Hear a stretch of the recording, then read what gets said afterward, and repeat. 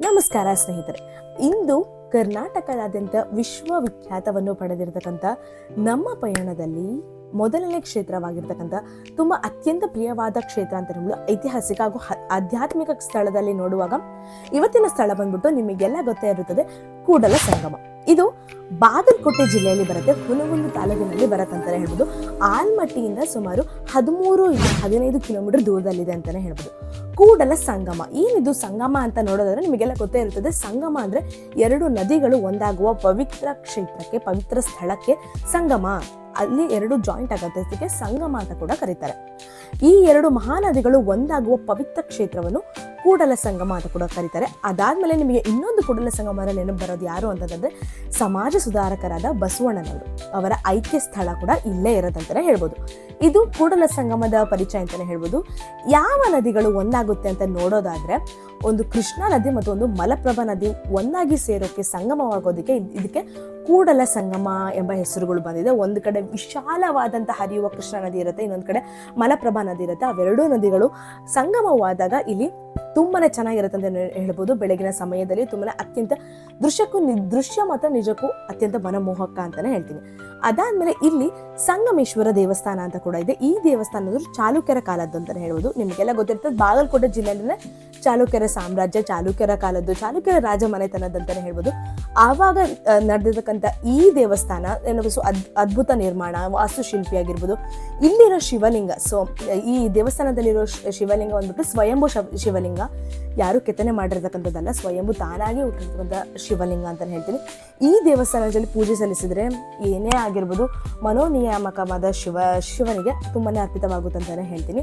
ಅದಾದ್ಮೇಲೆ ನಿಮಗೆಲ್ಲ ಗೊತ್ತೇ ಇರುತ್ತದೆ, ಬಸವಣ್ಣನವರು ಕೂಡಲ ಸಂಗಮದಲ್ಲಿ ಆಯ್ಕೆ ಸ್ಥಳವಾಗಿದ್ರು.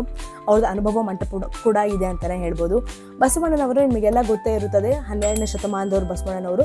ಅವರು ಯಾವುದಕ್ಕೆ ಅಂತಂದರೆ ಸಮಾನತೆ, ಸತ್ಯ, ದಾನ ಆಗಿರ್ಬೋದು, ಐಕ್ಯತೆ, ದಾಸೋಹ, ಕಾಯಕದಗೆಲ್ಲ ಬಸವಣ್ಣನವರಿಗೆ ತುಂಬಾನೇ ಅತ್ಯಂತ ಪ್ರಾಮುಖ್ಯತೆಯನ್ನು ಕೊಡ್ತಿದ್ರು ಅಂತಾನೆ ಹೇಳ್ಬೋದು. ಅವರ ಎಲ್ಲಾ ವಚನಗಳಲ್ಲೂ ಕೊನೆಯದಾಗಿ ಕೂಡಲ ಸಂಗಮ ದೇವ ಅಂತಾನೆ ಬರ್ತಿತ್ತಂತಾನೆ ನಿಮಗೆಲ್ಲ ಗೊತ್ತಿರುತ್ತದೆ. ಸ್ಕೂಲ್ ಟೈಮಲ್ಲೆಲ್ಲ ನಾವೆಲ್ಲ ಓದಿರ್ತೀವಿ ಅಂತಾನೆ ಹೇಳ್ಬೋದು. ಈಗ ನಾವೇನ್ ಮಾಡ್ತಿದೀವಿ ಅಂತಂದ್ರೆ ಐಕ್ಯ ಮಂಟಪ ಬಗ್ಗೆ ತಿಳ್ಕೊಳ್ಳೋಣ.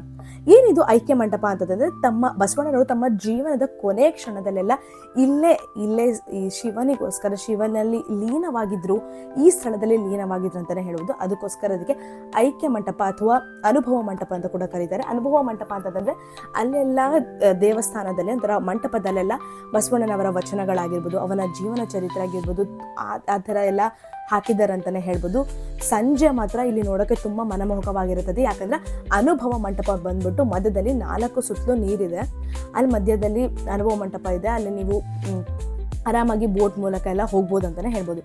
ಇಲ್ಲಿ ಏನೇನು ಫೆಸಿಲಿಟೀಸ್ ಇದೆ ಅಂತಂದರೆ, ಪಾರ್ಕಿಂಗ್ ವ್ಯವಸ್ಥೆ ಇದೆ, ಅದಾದಮೇಲೆ ಪ್ರಸಾದ ವ್ಯವಸ್ಥೆ ಅಂತೂ ಯಾವಾಗಲೂ ಇದ್ದೇ ಇರುತ್ತದೆ ಅಂತಲೇ ಹೇಳ್ತೀನಿ ಕೂಡಲ ಸಂಗಮದಲ್ಲಿ. ಅದಾದಮೇಲೆ ಊಟದ ವ್ಯವಸ್ಥೆ, ವಸತಿ ಎಲ್ಲ ಇದೆ ಅಂತಲೇ ಹೇಳ್ಬೋದು.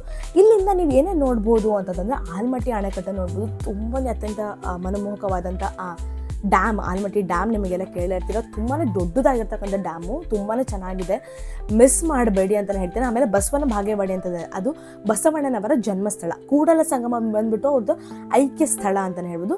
ಬಟ್ ಬಸವನ ಬಾಗೇವಾಡಿ ಬಂದ್ಬಿಟ್ಟು ಅವರ ಜನ್ಮಸ್ಥಳ.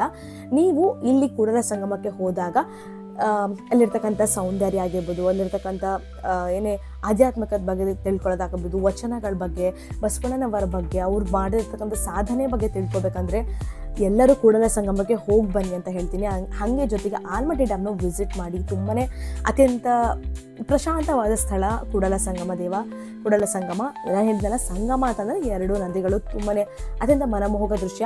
ಸೊ ಯಾರಿಗಾದ್ರೂ ಪ್ರಕೃತಿ ಬಗ್ಗೆ, ಸಮಾನತೆ ಬಗ್ಗೆ, ಇತಿಹಾಸ ಬಗ್ಗೆ, ಆಧ್ಯಾತ್ಮಿಕ ಬಗ್ಗೆ ತಿಳ್ಕೊಬೇಕು ಅಂತಂದರೆ ಕೂಡಲ ಸಂಗಮವನ್ನು ಈ 4 ಸ್ಥಳಗಳ ಅಂದರೆ 4 ವಿಶೇಷತೆಯನ್ನು ನೀವು ಒಂದೇ ಕಡೆ ಎಕ್ಸ್ಪೀರಿಯೆನ್ಸ್ ಮಾಡಬೇಕು, ನಮಗೆ ಎಲ್ಲದ್ರ ಬಗ್ಗೆ ಗೊತ್ತಾಗಬೇಕು ಅಂದರೆ ಕೂಡಲ ಸಂಗಮಕ್ಕೆ ಹೋಗಿ ಬನ್ನಿ ಅಂತ ಹೇಳ್ತೀನಿ. ಜೀವನದಲ್ಲಿ ಒಮ್ಮೆ ಆದರೂ ನಿಮ್ಮ ಕುಟುಂಬ ಸಮೇತವಾಗಿ ಕೂಡಲ ಸಂಗಮಕ್ಕೆ ಹೋಗ್ಬಿಟ್ಟು ಬನ್ನಿ. ಇಲ್ಲಿ ನಿಮಗೆ ಬಸವಣ್ಣನವರ ವಿಚಾರವನ್ನೆಲ್ಲ ತಿಳಿಯುತ್ತೆ, ಏನೇನಿದೆ ಅಂತ ನಿಮಗೆಲ್ಲ. ಸೊ ಈ ವಿಡಿಯೋ ನಿಮಗೆ ಇಷ್ಟವಾದರೆ ಲೈಕ್ ಮಾಡಿ, ಶೇರ್ ಮಾಡಿ, ಸಬ್ಸ್ಕ್ರೈಬ್ ಮಾಡಿ ಅಂತ ಹೇಳ್ತಾ ಇನ್ನೊಂದು ವಿಡಿಯೋಲಿ ಮತ್ತೆ ಸಿಗೋಣ. ಆವಾಗ ಇನ್ನೊಂದು ವಿಷಯದ ಬಗ್ಗೆ ಬರ್ತೀನಿ. ಧನ್ಯವಾದಗಳು.